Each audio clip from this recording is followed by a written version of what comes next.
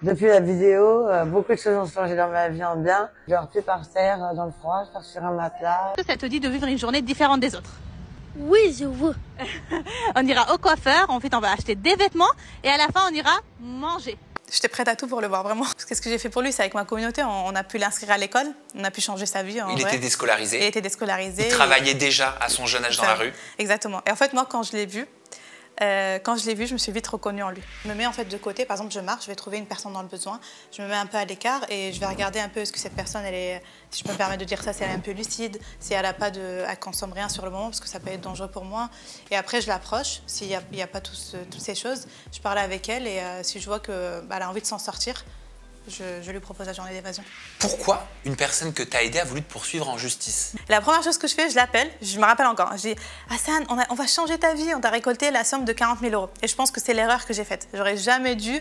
En fait, je pense que j'aurais dû prendre du recul. J'aurais dû déjà demander la somme exacte qui était à lui, qui est destinée pour cette personne, et la somme qui n'est pas destinée à lui. Franchement, ouais, c'était difficile. Hein, vraiment, là, je parle d'une seule menace, mais je parle pas aussi de toute la charge mentale qui m'a... La pression aussi. J'ai été abandonnée dans une boîte de chaussures à la naissance.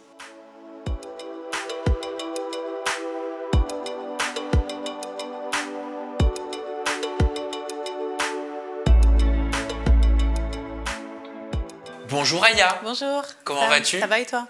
Oui, parfaitement bien. Aya, moi je t'ai découverte sur les réseaux sociaux. Alors déjà, félicitations parce que sur la plateforme TikTok, tu as atteint, ça y est, plus de 2 millions d'abonnés. Bravo pour ça. Merci beaucoup. Aya, toi tu es connue sur les réseaux sociaux pour l'humanitaire que tu fais notamment sur TikTok. Mais tu vas nous expliquer le cheminement qui t'a permis d'en arriver là aujourd'hui parce que tu aides notamment les sans-abri en leur offrant ce que tu appelles, c'est devenu ta marque de fabrique, une journée d'évasion. Je vous propose, si vous ne connaissez pas Aya, de regarder un petit extrait de ce que donne son activité. Regardez. Est-ce que ça te dit de venir vivre une journée différente? C'est-à-dire? On va au coiffeur, ensuite on va s'acheter des vêtements et à la fin on ira manger. Tiramisu, il était beau mais tu l'as rendu encore plus beau. Et moi? Oui. Est-ce que vous faites le ramadan? Oui. Est-ce que je peux venir faire le tour chez vous? Ben oui, c'est un moment de partage.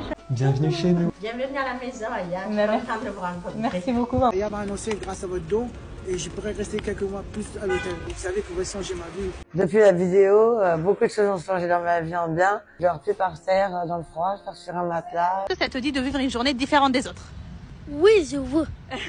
On ira au coiffeur, ensuite on va acheter des vêtements et à la fin on ira manger. Vêtements, c'est bon? Maintenant, hammam. Hammam, c'est bon, donc là il va s'habiller, ensuite on va le prendre au coiffeur, je vous laisse la surprise. Je vous laisse la surprise du changement. Je me rappelle de ce moment. Comment elle t'est venue, Aya, cette idée de journée d'évasion?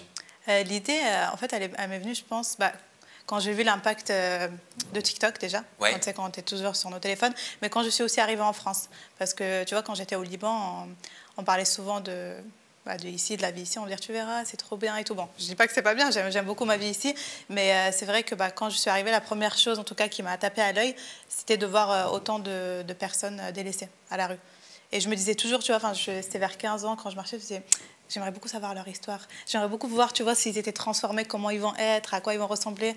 Et de base, l'idée était là. Et puis après, quand j'ai vu les réseaux sociaux et quand j'ai commencé à être dans le monde du travail et des études, je me suis dit, pourquoi pas me lancer aussi et faire mon concept. Je vais te parler dans quelques instants de ta vie personnelle, de ton passé au Liban, de ton histoire de vie qui t'a permis de devenir la femme que tu es aujourd'hui et certainement de faire cette activité-là aujourd'hui et d'être dans l'humanitaire. Mais avant, j'aimerais qu'on parle justement de cette fameuse journée d'évasion qui est devenue ta marque de fabrique sur les réseaux sociaux. Tu dis, même quand je suis avec mes amis, je ne peux pas m'empêcher. Pas plus tard qu'hier, j'ai aidé un petit garçon dans la rue toute la journée jusqu'à 1 h du matin. Ouais. Pourquoi? Qu'est-ce qui te passe dans la tête? Qu'est-ce que toi, tu as de plus que les autres personnes qui partagent l'espace public, comme moi, comme toi, comme vous, dans la rue, mais qui ne font pas la même chose que toi? Bon, je ne dirais pas que j'ai quelque chose de plus, mais c'est vrai que c'est quelque chose qui m'anime. Par exemple, je me souviens, mon premier voyage que j'ai financé, je n'étais même pas encore sur les réseaux, c'était aux Maldives, avec ma meilleure amie. Et encore une fois, tu vois, j'allais vers les personnes dans le besoin, je restais avec eux au lieu de rester à l'hôtel 5 étoiles que j'avais réservé. Et j'avais créé un lien aussi avec un petit sur place. Mais c'est quelque chose qui m'anime en vrai de les aider. Et puis quand tu te balades dans Paris, tu te dis, j'analyse énormément avant de choisir une personne que je vais aider. Ouais. Qu'est-ce que tu analyses exactement? En fait, je me mets en fait de côté. Par exemple, je marche, je vais trouver une personne dans le besoin. Je me mets un peu à l'écart et je vais regarder un peu est-ce que cette personne, elle est, si je peux me permettre de dire ça, si elle est un peu lucide, si elle elle consomme rien sur le moment, parce que ça peut être dangereux pour moi. Et après, je l'approche. S'il n'y a pas toutes ces choses, je parle avec elle et si je vois qu'elle a envie de s'en sortir, je lui propose la journée d'évasion. Tu as des sortes de critères, tu dirais? Je pense que, enfin oui, des critères, c'est-à-dire qu'il faut que la personne elle soit lucide, il faut que, parce que tu sais, quand ça fait longtemps que tu es à la rue, des fois tu n'as pas toute ta tête, malheureusement. Et je fais en sorte aussi d'être en sécurité. Et ce que je vais exposer à ma communauté quand je vais solliciter leur aide, je fais en sorte de bien l'analyser avant. Comment tu les approches, justement, ces personnes sans abri, une fois que tu as passé cette étape d'analyse? Ouais, je viens vers eux, je leur dis bonjour, vous allez bien. J'essaie toujours. Après, les approches, elles sont souvent différentes par rapport au profil que j'ai face à moi. Mais en général, c'est bonjour, est-ce que vous allez bien? Écoutez, moi, je travaille sur les réseaux sociaux, je suis créatrice de contenu. Après, je dis bon, je sais, ça peut faire peur, mais voilà, j'ai aidé pas mal de personnes. Donc, je donne souvent les exemples des personnes que j'ai aidées. Et puis après, je donne aussi les personnes que j'ai essayé, mais que j'ai pas pu. Parce que pour pas leur donner de l'espoir à 100%. Et je leur dis voilà, ce que je fais, moi, c'est que je vous propose une journée d'évasion. Je vous relook, pas dans le but de vous habiller correctement et de vous remettre à la rue, c'est pas l'objectif. Je vous prends aussi des nuits d'hôtel et je vous passerai de l'argent parce que vous n'avez pas eu votre journée de manche. Et à la fin, on met de la lumière sur votre histoire. Là, je fais comme si je m'adressais à un sans-abri. Et voilà, je mets de la lumière sur votre histoire en espérant pouvoir te sortir et en fonction de tes besoins, un logement, peut-être besoin de cagnotte pour rebondir. Donc voilà, c'est comme ça que je propose. Et quelles sont les réactions que tu as généralement? Franchement, des fois, je peux me prendre 10 refus. Et à la fin, oui, les gens, des fois, ils n'y croient pas, des fois, ils n'ont plus d'espoir. Et ouais. De façon générale, les sans-abri que tu abordes pour leur proposer ces journées d'évasion, est-ce qu'ils peuvent être parfois agressifs? Est-ce que parfois, ils n'ont pas envie de parler avec toi? Agressif, non, parce qu'encore une fois, je fais attention à qui j'approche. Mais par exemple, hier j'étais à Paris Nord et en fait, je marchais, j'ai vu un monsieur dans un carton. Et en fait, ce qui m'a interpellée, c'est ses pieds. J'ai mis en story, il avait les pieds tout noirs. Ça m'a fait beaucoup de peine. Donc, je suis restée vraiment 10-15 minutes à regarder s'il bougeait. Puis après, je l'ai approché, j'ai dit excusez-moi. Donc, il s'est levé. Je lui ai dit est-ce que vous avez besoin d'aide? Et là, il m'a fait comme ça. C'est-à-dire, il ne veut pas parler. Donc, je lui ai dit vous voulez manger? En fait, j'essaye d'utiliser mes mains. Il m'a fait ça, donc je suis partie. Donc, il y en a qui te demandent pourquoi tu fais ça? Non, c'est vrai que personne ne m'a déjà demandé pourquoi. Personne ne s'est déjà intéressé à... Mais je pense qu'ils ont tellement leurs petits soucis aussi que... Parce qu'ils ne sont pas habitués à ce que des personnes comme toi viennent leur parler. Non, c'est vrai. Viennent leur demander s'ils ont besoin d'aide. Souvent, les personnes sans abri, c'est un petit peu les invisibles de notre société. Ils n'ont pas forcément de droits. Surtout que tu sais que moi, quand j'analyse, je reste 10-15 minutes. Et en fait, c'est malheureux, mais je vois les gens passer et ne pas s'arrêter. Oui, personne ne les calcule. C'est souvent même, des fois, ils disent bonjour parce que ils font leur journée de manche et ils attendent quelque chose aussi, certainement peut-être en retour. Et ça, c'est pas à nous de juger si c'est bien ou pas. Mais souvent, les gens ne les calculent pas. Je veux dire, ça nous est tous arrivé. Ouais, je pense après, il y en a tellement que aussi, les gens ils se disent on ne peut pas aider tout le monde. Après, un bonjour, comme on dit, c'est gratuit. Exactement, c'est ça. Un bonjour, c'est gratuit et un bonjour, ça peut faire beaucoup aussi dans la vie de quelqu'un. Une considération. C'est ça. Mais ils ne me disent pas pourquoi je fais ça, mais souvent, ils me disent est-ce que c'est vrai? C'est réel? Par exemple, hier, du coup, le monsieur que j'ai trouvé, il ne voulait pas mon aide. Je suis partie vers une autre personne pour qu'il mange, qu'il cherchait dans la poubelle.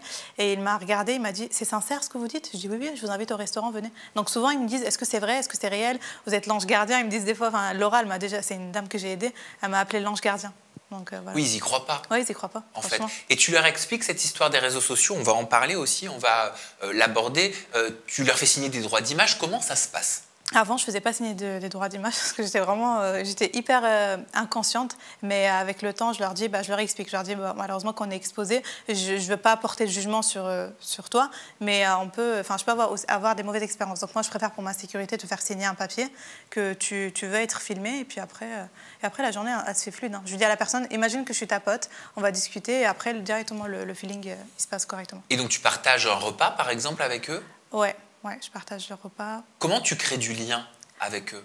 Au début, c'est un peu difficile pendant les premières heures, la première heure, je dirais, parce que en fait, souvent, je leur dis pas quoi dire, mais par exemple, est-ce que ça te dit de vivre une journée différente des autres? Avant, je leur dis, il faut dire une phrase.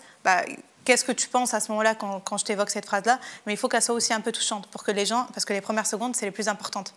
Et comme ça, les gens ils vont s'intéresser à ton histoire. Donc, les premières secondes, elles sont un peu, les premières heures, pardon, elles sont un peu délicates. Mais après, le lien, il se crée tout seul. On fait du shopping, on va manger, on va discuter. Et la journée, la vidéo, elle dure 1 minute, 3 minutes maximum. Mais moi, ma journée, elle dure entre 9 et 10 heures. Ah, donc entre 9 et 10 heures de tournage avec un sans-abri pour une vidéo de 3 minutes maximum. 3 minutes maximum. Ouais, ça me prend beaucoup de travail. Est-ce qu'une tentative d'aide à Aya, elle a déjà mal tourné? Elle a failli mal tourner, mais elle n'a pas mal tourné. Elle a failli mal tourner. Elle a failli mal tourner.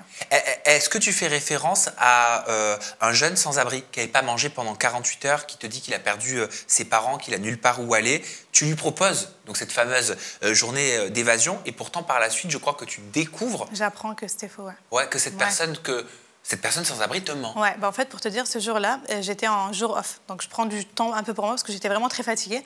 Et je vais à Paris pour faire du shopping et je croise un jeune, je crois qu'il avait 17 ans, et il fait la manche. Donc, moi, je m'arrête naturellement. Je dis, qu'est-ce qui se passe? Il me reconnaît. Donc, moi, déjà, je me dis, ah, il me reconnaît. Il me dit, oui, avant, j'avais un téléphone. Donc, je lui propose la journée. Il me dit, OK, je dis, demain, je vais venir et tout. Et en fait, j'ai vu tellement, ses yeux, ils brillaient. Je me dis, mais le jeune homme est hyper content. Donc, je reviens le lendemain, je lui fais sa journée. Quand il mange, il me dit, voilà, ça fait trop longtemps, il n'a pas mangé. Quand il évoque la mort de ses parents, moi, j'ai pleuré plusieurs fois. J'ai dû recommencer l'interview plusieurs fois parce que je suis hyper sensible. Et lui, franchement, à aucun moment, je pouvais penser que c'était faux. Et je poste la vidéo. Le lendemain, je reçois un message de son éducateur. Le lendemain ou 2 jours après, je ne sais plus. Et il me dit, Ryan, il est venu tout fier de lui nous montrer ce qu'il a fait, alors qu'il sait d'avance qu'on sait que ses parents ne sont pas décédés. Tu arrives à voir, déceler les red flags aujourd'hui? Avec l'expérience, oui. Maintenant, j'arrive quand même à le voir. Et quand je le vois, même si j'ai passé toute une journée avec la personne, je finis l'aide et par contre, la vidéo, je ne la poste pas. Ça m'est déjà arrivé de ne pas poster de vidéo. Et dans quel cadre tu postes pas une vidéo? Par exemple, une fois, j'ai reloqué un monsieur et à la fin, vers l'interview, il m'a demandé de consommer, de boire quelque chose. Il m'a dit que c'était très dur pour lui, il avait besoin de boire. Je lui ai dit, malheureusement, je ne peux pas. Moi, c'est vraiment le critère que je dis dès le départ. Et en fait, à la fin, il me regarde, il me fixe pendant un moment et il ouvre sa sacoche. Donc, je comprends qu'il veut que je regarde ce qu'il y a dans sa sacoche. Dans sa sacoche, il y avait quelque chose de tranchant. Genre un couteau? Ouais. Et du coup, moi, à ce moment-là, je vois le danger, mais je ne lui montre pas mes émotions. Je les refoule en moi et je lui dis, je vais aller aux toilettes et je fais un signe à la personne qui me filme. Et en fait, peut-être certains vont trouver ça dur, mais j'ai laissé comme ça. Au final, du coup, autour de la table où on mange, on faisait l'interview, du coup, la fin de la vidéo. Et je n'ai pas posté cette vidéo. Et comment ça se passe? J'imagine que tu as commencé toute seule à filmer. Aujourd'hui, tu as une équipe? Une équipe. J'ai juste une personne qui me filme, en vrai. Ouais. J'ai mon téléphone, moi, et puis la personne qui me filme. Et un caméraman?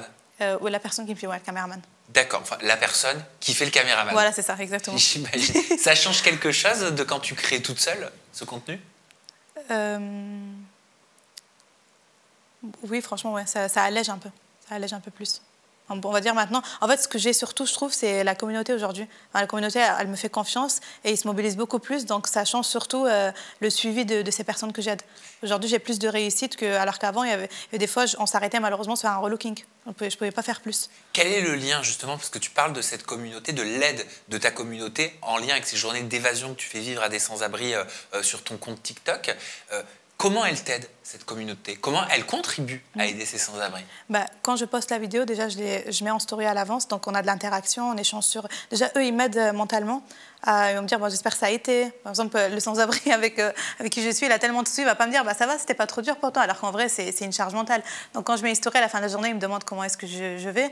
Et puis, quand je poste la vidéo, j'ai des abonnés qui vont proposer un logement. J'ai d'autres qui vont proposer d'ouvrir une cagnotte pour le sans-abri en question, pour l'aider à se relever. Donc, ils sont hyper importants dans cette aventure. J'aimerais, Aya, te montrer un extrait vidéo que tu as posté sur les réseaux sociaux où tu es en pleurs. Et j'aimerais que tu m'expliques par la suite ce qui s'est passé pour que tu sois dans cet état. Ok. Et aujourd'hui, que j'ai aidé, qui avait 0 €, que j'ai donné, c'était même pas moi, c'est la communauté qui a donné cet argent. Mais parce qu'elle a quand même perçu 35 000 € et il n'est pas content. Derrière, il y a du mal qui se passe. Alors, pourquoi une personne que tu as aidée a voulu te poursuivre en justice? En fait, c'est un monsieur qui, ça faisait 15 ans, il était à la rue. Et lui, contrairement aux autres, je l'ai rencontré via une abonnée. C'est une abonnée qui m'a écrit. Elle m'a dit, voilà, ce monsieur, je le vois depuis des années dans un centre commercial. Donc, j'ai été à sa rencontre. Je l'ai aidé. Vraiment, c'était une aventure de presque 2 mois où j'ai mis de la lumière sur son histoire. J'ai aussi mené un petit combat au centre où il était parce qu'il se faisait frapper là-bas. Donc, à chaque fois, j'allais, ils étaient tous contre moi parce qu'ils savaient que je menais ce combat-là. J'étais toute seule, encore une fois. Et en fait, lui, il avait un projet. Avant, il avait une marque de vêtements. Il m'en parlait énormément. Et je lui ai dit, bah, écoute, le fait qu'il a un projet établi, moi, et en plus, j'ai vu, c'était quelqu'un de sage quand même. Quand je parlais avec lui, je sens que c'est une personne qui a toute sa tête. Et je lui ai dit, bah, écoute, on va t'ouvrir une cagnotte, etc., pour pouvoir t'aider. Donc, je lui ouvre une cagnotte. Avant, j'avais une cagnotte générale. Okay, avec Hassan, c'était la première fois que j'ouvrais une cagnotte individuelle pour un sans-abri.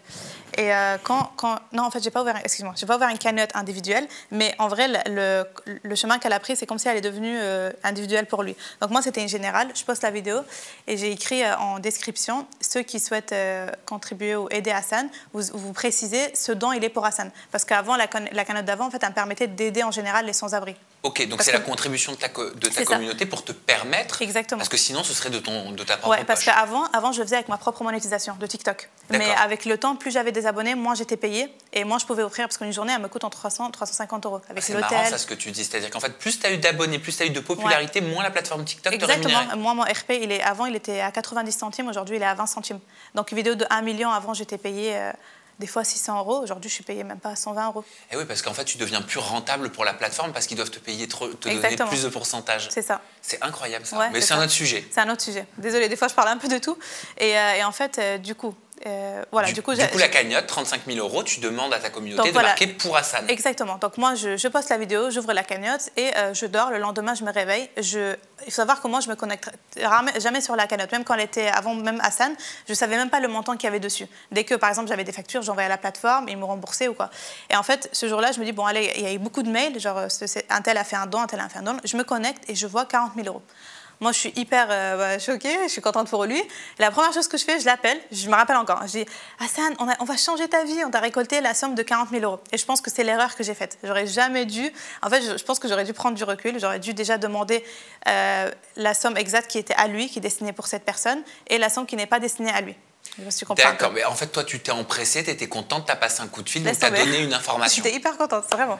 Ok, et donc tu as fait une erreur. Ouais, j'ai fait une grande erreur de lui dire 40 000 €. Pourquoi parce qu'en fait, par la suite, au moment où on veut lui transférer le don d'argent... Lui faire un virement. Voilà, c'est ça. Il avait un compte bancaire? Il n'avait pas de compte bancaire. On lui a ouvert un compte bancaire à la poste, parce qu'à la poste, c'était beaucoup plus simple quand tu n'as pas tous tes papiers. Et en fait, qu'est-ce qui se passe? Au moment du transfert, moi, j'y vais sur la cagnotte, je mets 40 000 et j'envoie.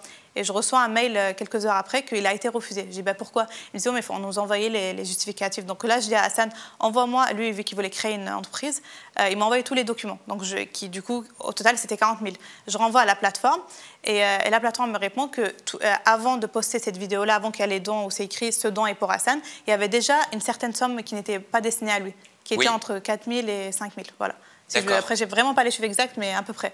Et en fait, au final, lui, il a perçu 35 000, un premier virement qui était de 26 700 et quelques, et un deuxième de 6 200. Pourquoi ça a été fait en 2 fois? Parce que Hassan, il m'a envoyé les justificatifs en 2 fois par la suite. Tu vois ou pas un peu? Bien sûr. Exactement. Et après, le reste, il y avait des frais de plateforme et il y avait de l'argent qui était destiné à aider d'autres personnes. Et par la suite, avec cet argent de 3 000 – 4 000, j'ai aidé Ziad, c'était un monsieur que j'ai aidé par la suite, et Pierre. Donc j'aurais pris plus de nuits d'hôtel. Mais alors pourquoi il menace de te poursuivre en justice? Ouais, franchement, ouais, c'était difficile. Hein, vraiment, là, je parle d'une seule menace, mais je ne parle pas aussi de toute la charge mentale la pression aussi. Enfin, j'allais au travail, il m'appelait tout le temps.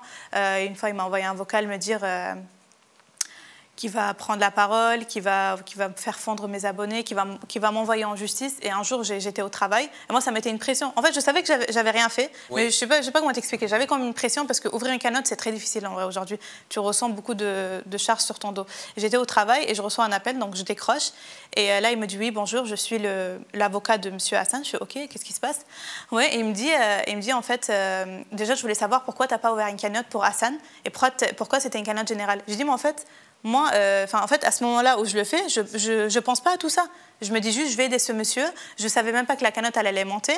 Et il continue, il me dit, de toute façon, Hassan, il veut te poursuivre, etc. Je lui dis, en fait, là, j'ai fait la connaisseuse. Je lui ai dit, il n'y a pas de souci, mais par contre, si tu veux t'adresser à moi, en parlant à l'avocat, tu tu m'écris par courrier, parce qu'apparemment, tu n'as pas le droit de parler au téléphone. Je sais pas, c'est vrai, je lui ai dit ça. Donc ce Hassan avait bien touché à peu près 35 000 €. Ah mais bien sûr, j'ai même encore, tu sais, j'ai même encore dans les discussions entre moi et lui où il reçoit les 2 virements. D'accord, et donc il voulait te poursuivre en justice parce que selon lui, il estimait qu'il manquait à peu près 5 000 €. 5 000 €. Et quand même, je lui ai dit, il faut savoir, regarde, Hassan, il était malade, ok? Hassan était très, très malade. Et à chaque fois que j'allais en tournage, je lui prenais un Uber qui me coûtait des fois entre 50 et 60 € en fonction du trajet. Des fois, on allait, tu sais, pour cette shooting, quand il a sorti sa marque de vêtements, c'était assez loin du centre où il était. Donc, je lui payais les Uber. Et ben, j'ai jamais demandé un remboursement à la plateforme. Je pouvais pourtant imprimer les. Oui. Tu vois, et en fait, non, je l'ai pas fait. Non, je me suis dit, bah, la monétisation de la vidéo me permet de payer les Uber pour Hassan, ce qu'il y a à prendre en charge. Donc, même ça, je l'ai pas fait. Donc, comment. Et lui, il m'accusait d'avoir volé la somme et volé même un peu plus. Lui, il estimait que j'avais pris plus même. Parce qu'il a pris la parole sur les réseaux sociaux, on va regarder. Ah, merci. Donc, elle a voulu virer l'argent sur son compte. La plateforme a refusé, lui disant que l'argent ne t'appartient pas, ce n'était pas à son nom. C'est à cette condition qu'elle a accepté de donner mon RIB. Elle dit qu'elle m'a ouvert un compte en banque.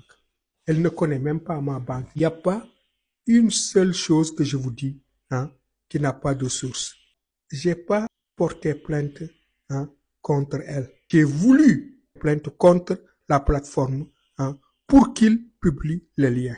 Elle a menti en disant que la plateforme prend 50%. Je suis rentré dans le site de la plateforme, dans le règlement général.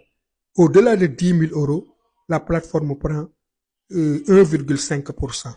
Autre chose, elle dit qu'elle a ouvert la cagnotte pour plusieurs personnes. Et il y avait 2 000 € avant moi. C'est pas vrai.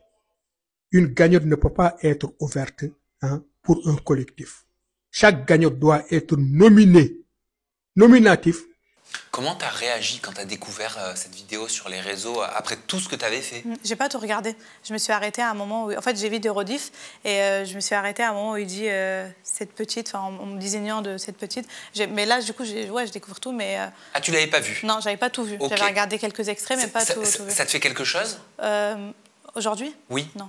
Franchement, ça me fait rien parce que, en fait, ce que j'ai subi avec ce monsieur, par audio, ce qu'il m'envoyait dans les vocaux, même la charge mentale, elle était vraiment, avant, en tout cas, elle était beaucoup plus grave que les propos qu'il détient aujourd'hui. En fait, il m'accusait tout le temps de voleuse, un peu, sans me le dire. Il me disait pas, Aya, t'es une voleuse. Il me disait, comment c'est possible? Et par contre, il y a une chose qui est vraie qu'il dit, que moi, je dis que la plateforme prenait 50%. C'est vrai que, en fait, au tout départ, quand il y a eu la cagnotte, quand je lui ai annoncé, etc., je lui ai dit, par contre, je sais que la plateforme, elle prend un pourcentage. Je ne sais pas de combien, peut-être de 20, de 50, je ne sais pas, mais on va se renseigner. En fait, pour que aussi lui, il sache. C'est la seule chose que j'ai dit. Tu as parlé trop vite. Ouais, c'est ça. C'est pas un reproche que je te fais, mais c'est juste que moi aussi, je l'ai remarqué dans ma vie. C'est que parfois, quand on dit des choses sous le coup, tu sais, d'une frénésie ou parce qu'on veut partager quelque chose qui nous plaît ou qui nous fait plaisir, et ben en fait, la vie m'a appris que le silence était le meilleur des bruits parce que les gens prennent pour acquis tout ce qu'on dit. Exactement. Mais tu sais que, je te jure, des fois, j'essaie d'avoir un contrôle sur moi, mais moi, je suis trop comme ça. Par exemple, si je reviens en arrière, bon, je ne ferai plus la même erreur, mais je me souviens de ce jour-là, je l'ai appelé, j'étais tellement heureuse pour lui. Tu sais que des fois, je reviens dans la discussion avec lui et je te jure, je lui dis, Hassan, tu vas t'en sortir, je suis tellement contente pour toi, je vais t'aider. Et tu sais que même après les accusations, avant que ça explose et tout, parce que moi, j'en ai parlé 6 mois après, et moi, je l'ai aidé pour sa marque. Je me suis déplacée pendant des heures l'endroit de shooting pour sa marque de vêtements, elle est à 2-3 heures de chez moi. Je me déplaçais, je restais avec lui pendant 2 heures, enfin voilà quoi. Mais j'ai appris vraiment, j'ai beaucoup appris avec cette expérience. Qu'est-ce qu'est la finalité de ce désaccord, de cette histoire avec Hassan? Et la finalité par rapport à lui? Ouais, comment ça s'est fini? Bah, tu sais, il n'y a pas longtemps, je suis partie à une boulangerie. Moi, il m'a plus parlé. Enfin, vraiment, ça s'est terminé, on s'adresse plus trop la parole. Mais il n'y a pas longtemps, j'étais à une boulangerie à la gare du Nord, je peux dire l'endroit. Et en fait, j'ai acheté des pâtisseries pour ma mère et c'est une boulangerie qui est quand même un peu chère.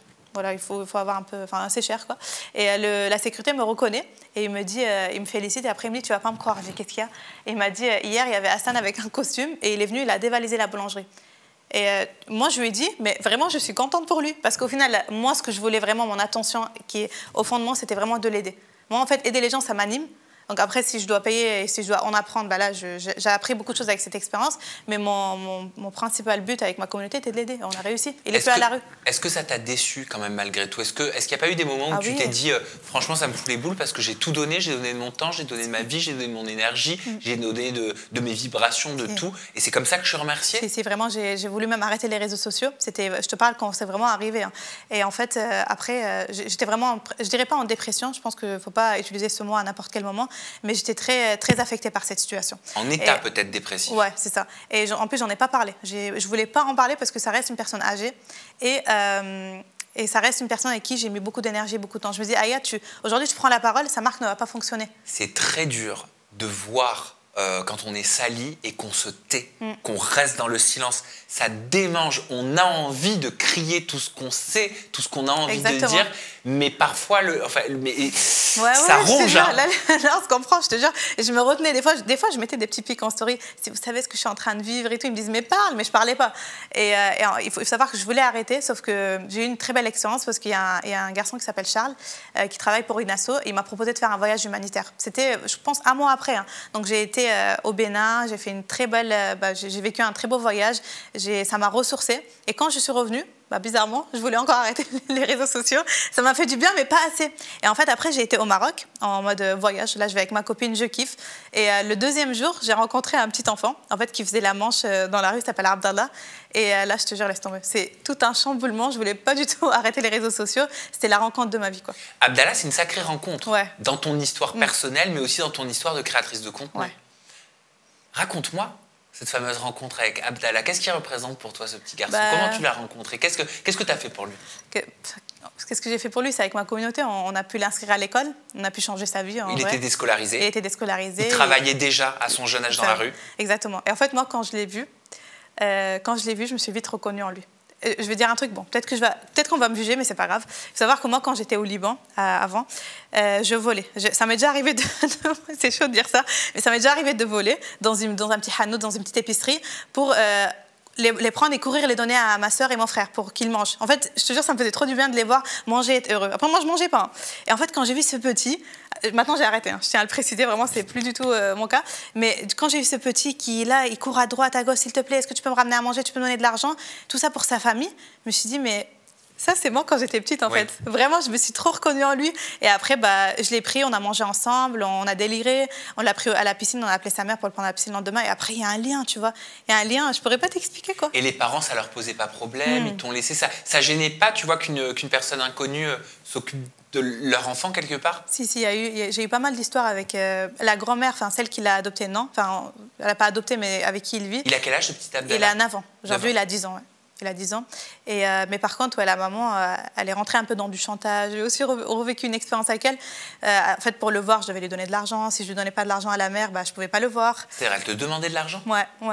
Des fois, je l'ai envoyé. Tu le faisais? Oui, bien sûr. J'étais prête à tout pour le voir, vraiment. Quand je le voyais, je faisais des vidéos. Les filles, là, je suis toute seule ici. Ici, je me rappelle, je marchais avec Abdallah. Enfin, vraiment, je donnais, en fait. C'est pas bien. Hein. Encore une fois, j'ai appris. Après, je suis pas parfaite. Mais j'ai appris encore une fois. Faut pas céder au chantage. Même si tu aimes trop l'enfant ou tu aimes trop la personne, tu as envie de l'aider. Mais à ce moment-là, en fait, parce qu'il faut savoir que j'étais retournée en France pour lui ouvrir une cagnotte. Et j'étais revenue dans le but de l'inscrire à l'école. Donc, en fait, elle voulait pas que je le voie au moment où j'ai l'argent. Je dis, maintenant, on fait comment? Moi, j'ai payé mes billets d'avion avec mon argent. Je veux le voir, il me manque. Enfin, voilà, quoi. Elle était quoi? C'était une forme peut-être de jalousie par rapport au lien que vous aviez? Oui, il y avait malheureusement un peu de jalousie. Parce qu'elle, elle l'envoyait que travailler, tu vois. Il n'y avait pas de lien entre eux. Après, il y a des choses que j'ai pas envie de déballer sur leur vie et tout. Parce que j'ai pas tout dit sur les réseaux sociaux, mais ils n'avaient pas un vrai lien. Tu trouvais qu'il ne recevait pas assez d'amour? Non, pas du tout même. Il n'avait pas du tout d'amour. Vraiment, je lui ai donné ce qu'il a... Je lui ai redonné, sans prétention, hein, mais je lui ai redonné une enfance. Après, des fois, j'ai un peu abusé. Tu vois, et j'ai aussi appris, je me dis, si un jour je deviens maman, je ferai attention parce que je le prenais dans des hôtels. Après, tu vois, l'objectif, c'était vraiment de l'inscrire à l'école. Mais une fois que tu l'as fait, il faut que tu te mettes des limites. Sauf que moi, j'aimais tellement que je prenais là. Mais après, la maman, c'est pas ça qui lui posait problème. Hein. C'est même le fait de l'inscrire à l'école, elle ne voulait pas.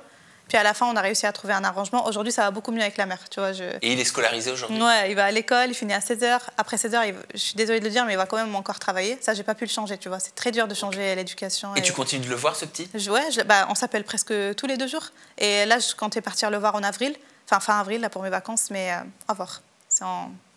Il y a Nathalie aussi qui est un joli cas. Ouais, Nathalie, c'était une sans-abri qui vivait dans une cave. C'est ça, hein, que tu as pu aider. Depuis qu'elle t'a rencontré, elle a obtenu un travail, un CDI. Ouais.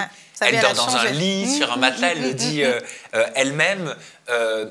Raconte-nous, partage-nous les dessous de cette rencontre avec Nathalie et de comment tu as réussi à la réhabiliter. En fait, cette rencontre, elle s'est faite aussi via une abonnée. C'est une abonnée qui m'a contactée. Elle m'a dit, je vois souvent une dame dans une cave, est-ce que tu pourrais essayer de la voir? Elle m'a donné son numéro. Et moi, en fait, un jour, je partais chez moi, je prenais le train, j'appelle cette dame, et cette dame, elle me dit clairement, si vous ne venez pas, je vais mettre fin à mes jours. En fait, moi, je me dis, OK, est-ce que faut prendre ces propos au sérieux? Tu peux pas rentrer chez toi, j'étais vraiment fatiguée. Je me dis, non, faites pas ça, je vais venir vous voir. Mais on se voit dans un endroit public. Parce que, encore une fois, j'essaie de rester dans la sécurité.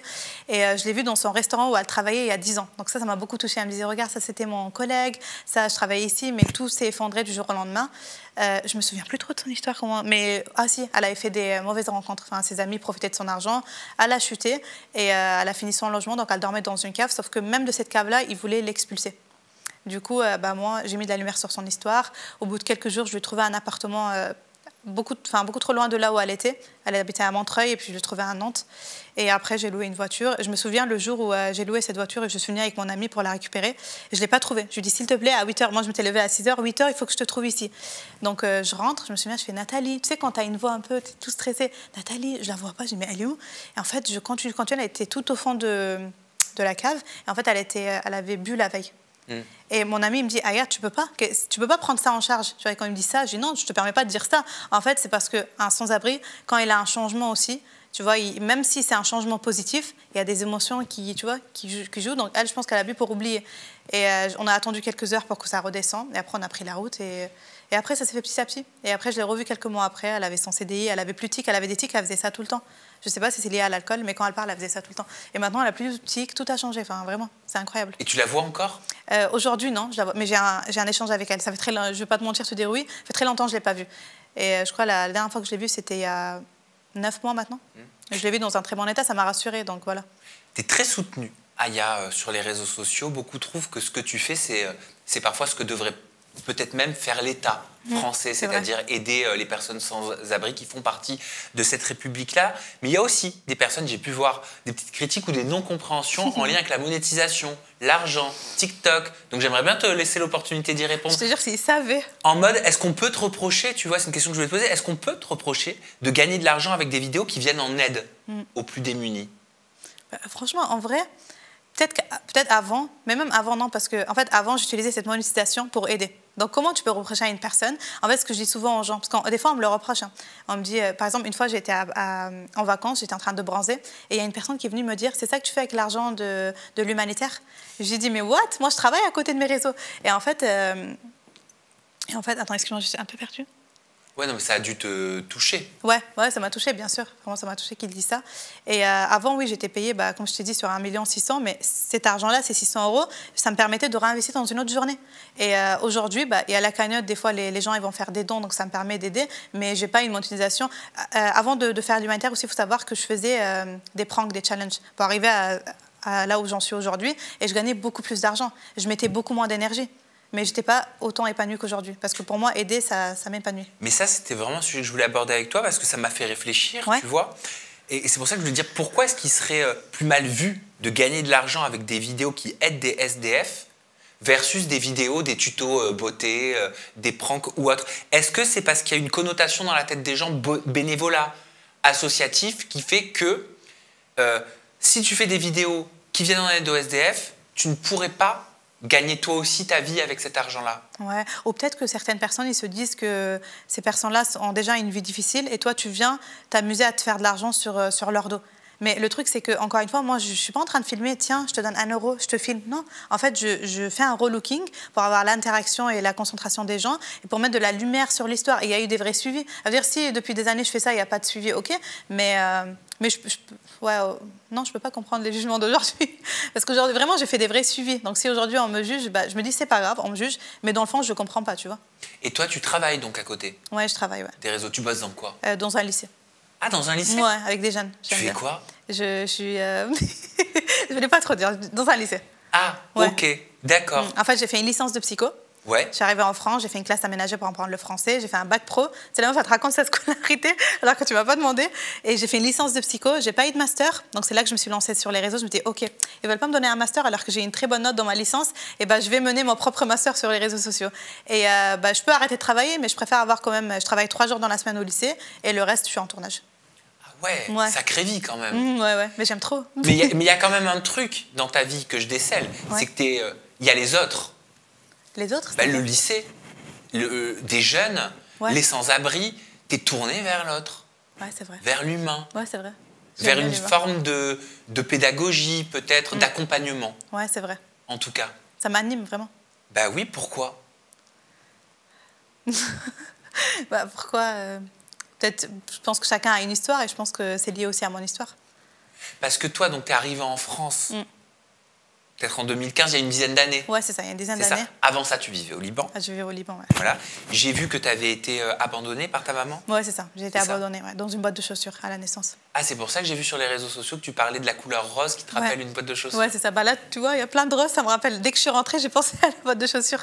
Encore aujourd'hui? Ouais, encore aujourd'hui. Ouais. Tu peux m'expliquer cette histoire de boîte de chaussures? Bah, en fait, en tout cas, c'est ce qu'on m'a dit, parce que moi, j'ai jamais pris contact avec ma vraie mère. Mais oui, on m'a dit que, du coup, mon père et tout, ils m'ont dit que à la naissance, du coup, quand elle m'a accouchée, déjà, elle a accouché dans une maison, elle n'a pas accouché à l'hôpital. Et au moment de ma naissance, elle m'a mis dans une boîte. C'était une boîte de chaussures roses qu'elle a mis, elle a appelé son amie. Elle lui a dit, c'était une sage-femme, mais tu sais, c'était dans un village, donc voilà, c'est pas... Et en fait, l'ami en question, il a pris la boîte et il l'a mis dans une ruelle, dans un village, tu sais, il n'y a pas de voiture qui passe. Puis elle a appelé mon père et elle lui a dit, va récupérer la boîte de chaussures, il y a ta fille dedans. Et en fait...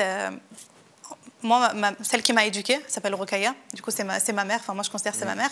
Elle me l'avait annoncé avant qu'on arrive en France. Donc, elle me dit, voilà, tu as été abandonnée, etc.